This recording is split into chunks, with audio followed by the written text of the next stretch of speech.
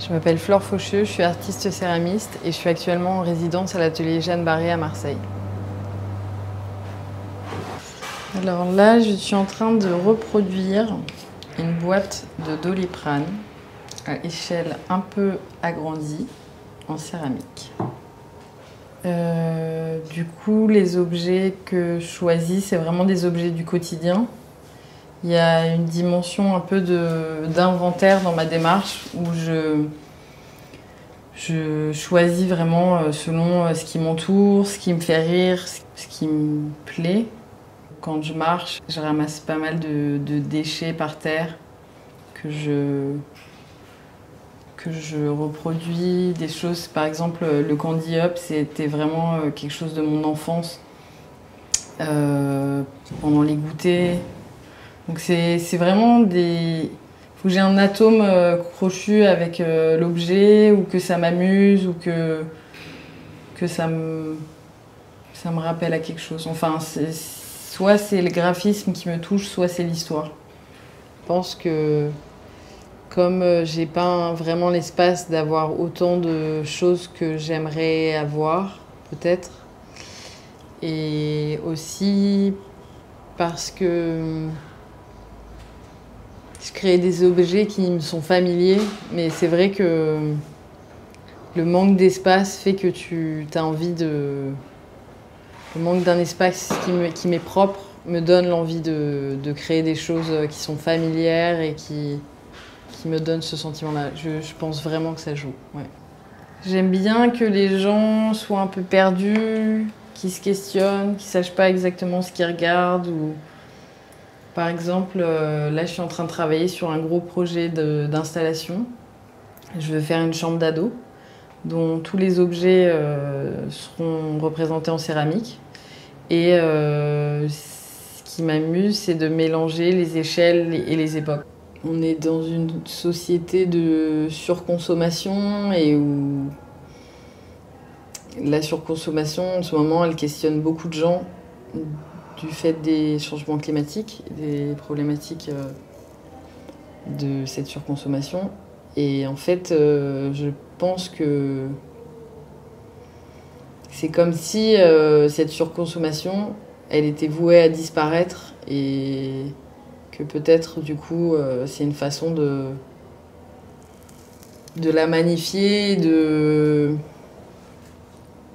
la documenter.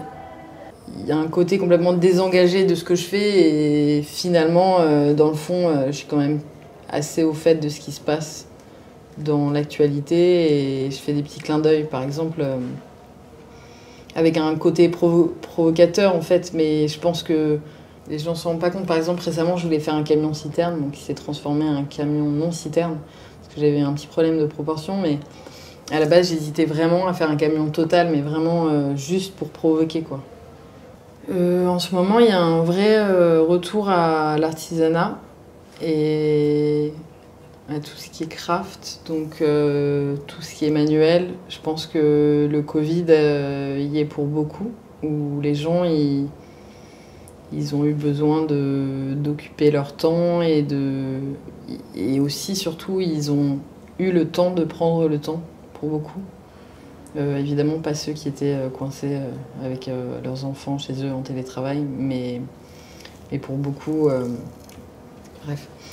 Et en ce moment, en fait, en faisant ce que je fais, qui découle naturellement de ce que je faisais avant en dessin, en peinture, ou le reste, les gens m'envoient des artistes ou des images, des pièces de gens qui font des choses similaires.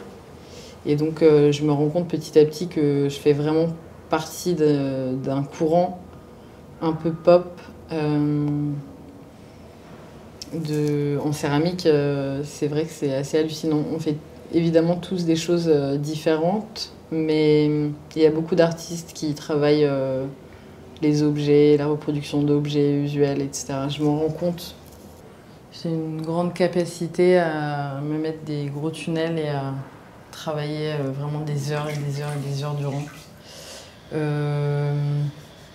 La confection, je travaille beaucoup une technique qui s'appelle la plaque, c'est-à-dire que je roule des plaques que je laisse sécher une nuit en général, parfois un peu plus. Je les laisse sécher entre 2 panneaux de bois pour qu'elles se rigidifient un petit peu. Et quand j'ai une consistance qu'on appelle, entre guillemets, je crois que ça s'appelle une consistance cuir, ça me permet de monter mon objet. Du coup, je colle, je le travaille vraiment comme si c'était une maquette. Je coupe chaque partie et puis je les assemble ensuite. Ça prend un petit temps. Et ensuite, de bien le polir, de bien faire en sorte que tout soit